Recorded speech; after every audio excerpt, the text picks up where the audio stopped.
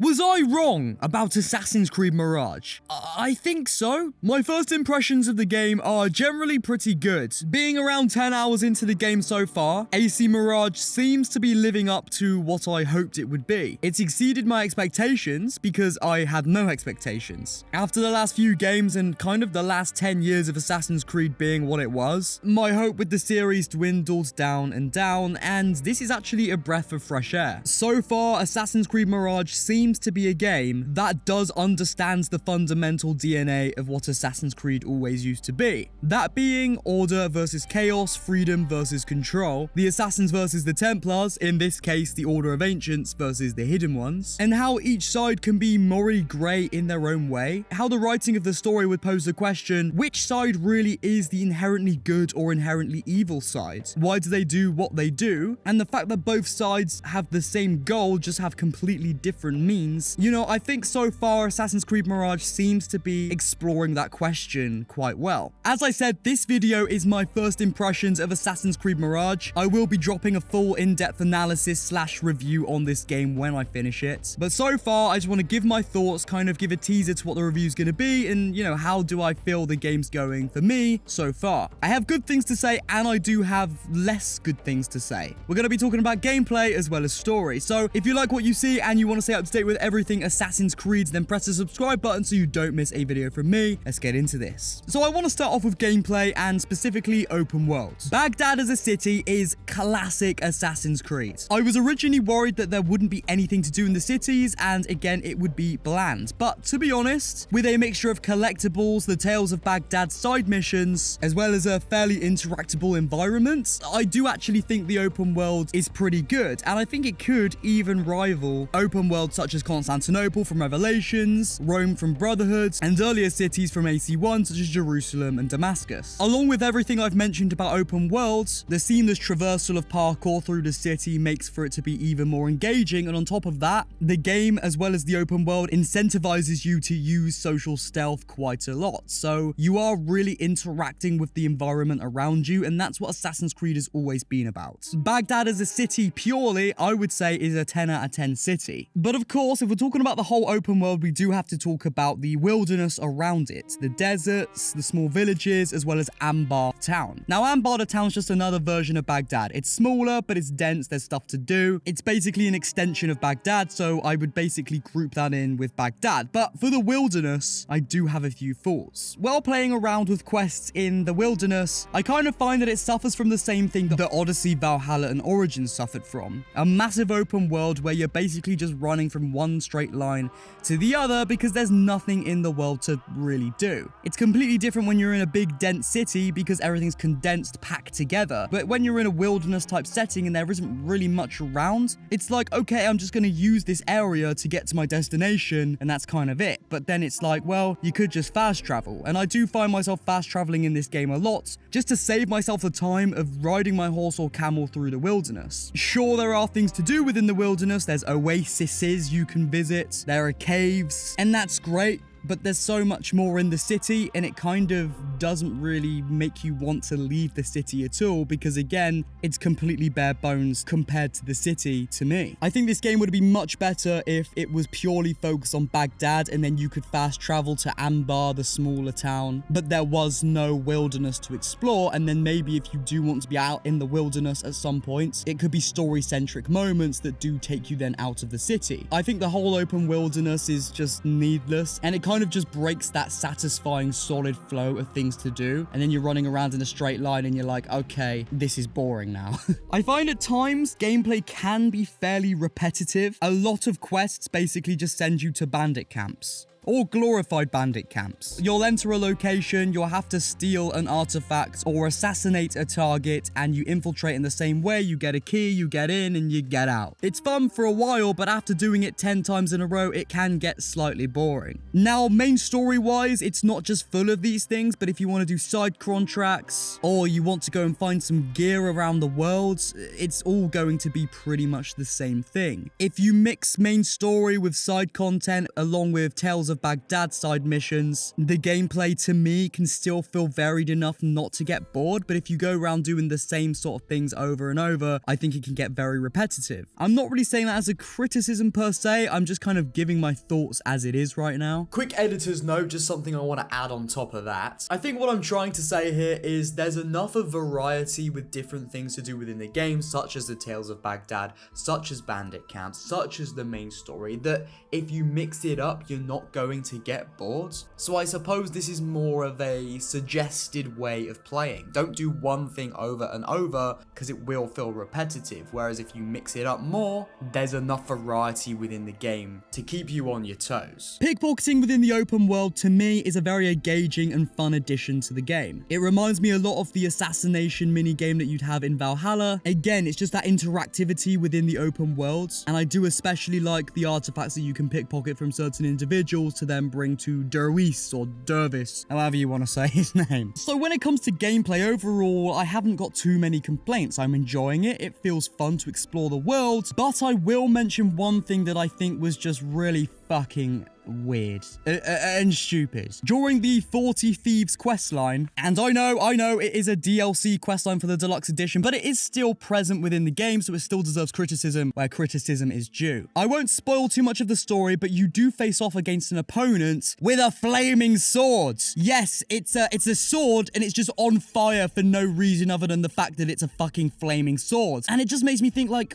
Ubisoft really can't help themselves, can they? And it's just, it doesn't really make sense. It kind of breaks the immersion for me, and I just think you didn't need to do that. When it comes to this main story being a very grounded, gritty, realistic Assassin's Creed story, realistic Assassin's Creed experience, and then you go and you fight someone with a flaming sword, it just throws you off, in my opinion. Again, these are my thoughts. You might not agree, and that's completely fine, but that's kind of how I feel. It kind of broke the immersion, made me feel like I was playing an arcade simulator rather than a simulation of the past. Also, even though the main story does focus and do a good job on the assassins and what they would do and what they would believe, I do find it a little bit weird that Basim picks up this Alibaba 40 Thieves questline just by getting a letter from a random person saying, basically, I need hired muscle. You know, the assassins were never there to be security guards. They were there to keep the peace. They were there with a mission, but if it didn't really serve what they believed, you know, why would they even get involved? And that was a bit of a weird one, but that's a complete side note, so we're going to move on. Now, talking of flaming swords, let's talk about microtransactions. As I speculated, microtransactions are present within Assassin's Creed Mirage. It was a given. Of course, they were going to put them in the game. Ubisoft being the conglomerate company that they are, I would have been dumbfounded if they didn't add microtransactions to the game. So far, at least, they aren't game-breaking microtransactions. And what I mean by that is they don't really upscale enemies and make them really hard just so then they basically strong arm you into buying XP boosts just so you can get ahead in the game. You know, nothing like that is in there like it was with Odyssey. It's purely cosmetics. One of the MTX issues Valhalla had was, sure, there were lots of cosmetics, but because of these armor sets that you could buy within the MTX store, it felt like there were way less armor sets to actually find within the base game because they all seem to be locked off. Mirage to me doesn't seem to have this issue. There's loads of outfits in the game, loads of ways of customizing those outfits, and it doesn't feel to me like I'm locked off from cosmetics or armor sets or outfits just because they're in the microtransaction store. Yes, there are fucking Lord Sauron looking armor sets in the MTX store, but that's purely your choice if you want to buy them. And don't worry, I'm not one of those people that say, don't like it, don't buy it, because that literally is the stupidest thing you can say. The MTX store within Mirage reminds me that this is very much a 2023 Ubisoft game. It's their classic format, but within this Ubisoft 2023 game, there is a very good Assassin's Creed story. Assassin's Creed Mirage has its own vibe, which I really like. It doesn't feel like it's trying to copy Assassin's Creed 1 or any game in the series for that matter, just draw from the good those games had. There is a very glaringly obvious balance between the older games and the more new games, and that's to be expected, and that's not inherently inherently a bad thing. I think they've pulled it off quite well. They've worked with what they had, and they've made a good Assassin's Creed experience. Is it the best in the series? No, definitely not. Far from it. You know, when it comes to games such as AC1, 2, Brotherhood Revelations, those are like S tier. And of course, I'm not giving an excuse saying, you know, you can't do better games because, you know, they're the ones that made those games. So of course, they can make better games than what they've made over 10 years ago. But what I'm saying is, it doesn't beat the GOATs for me so far, but it might do when I finish the game. But so far, it doesn't beat the GOATs for me, but it draws from those games. It takes what was good when it comes to story and writing, and I do think this game's story lends into those games in the way of ideology, philosophical debate on good versus evil, and how good versus evil is nowhere near as clear cut as it sounds. To answer that main question, yes, Assassin's Creed Mirage does get it. Now, seeing I've just kind of started talking about story now, let's just get into story. This is a really interesting scene that I want to play for you guys. For a little bit of context without spoilers, Basim at this point in time is a hidden one, and the hidden ones are working with a man named Ali. Now, Ali is working with the hidden ones only due to the fact that their goals align with his. He doesn't fully believe what the hidden ones believe. And I think this scene really shows a true understanding of that Assassin's Creed identity. You hidden ones are strange. You give weapons you don't want me to use, then give me credit for your victories. War would be bad for everyone, especially you. That is your master's speak. Does it not bother you that those you obey are the same ones who make the rules demanding your obedience? They do not control me. I am free. I fight so that others are free as well. Everything you do serves the hidden ones. That is a strange kind of freedom. The hidden ones are my family. There is no contradiction. If you say so. Once I lived on the streets and answered only to myself. But I was not free. Now that others tell you who you are you any freer? You could not understand. I understand better than you. If you are truly free, why the struggle within? What do you mean? There is no struggle. I see that what you think is at war with what you feel. You will never find truth if you are not first truthful with yourself. No man can see what another thinks. No normal man. But look at me. I obey no one. I am ruled by no one. I am free. Later on, this Ali character ends up torturing somebody. Now, that's not a good thing to do. That's an inherently evil thing to do, to torture an innocent man. But I think it's weaved into the story so well here because it's showing us, the players, that, okay, maybe the hidden ones aren't as good as we thought they were. Maybe they aren't the good guys. They're just on one side. What is good and what is evil? What does that even mean? And what are the moral implications that come with one side or the other? I think that scene really does a good job of portraying that. One thing I will also say about story is the game does a good job of portraying the mystery surrounded around the Isu, as well as this shady Order of Ancients. It reminds me so much of Assassin's Creed 1. The disadvantage to Mirage being that we actually know all about the Isu, we know all about the Templars and Assassins now, whereas this mystery was more of an advantage in AC1 because we as the players genuinely didn't know anything about it. We had so many questions. So when it posed this mystery,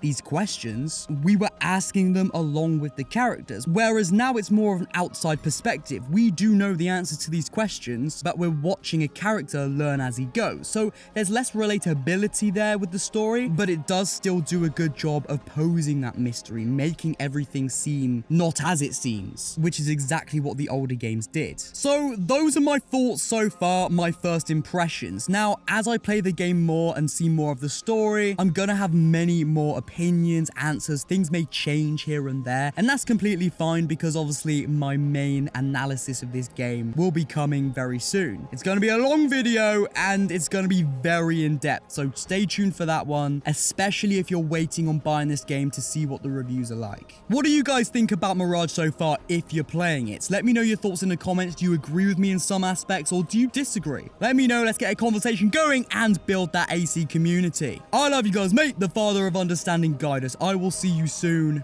Goodbye.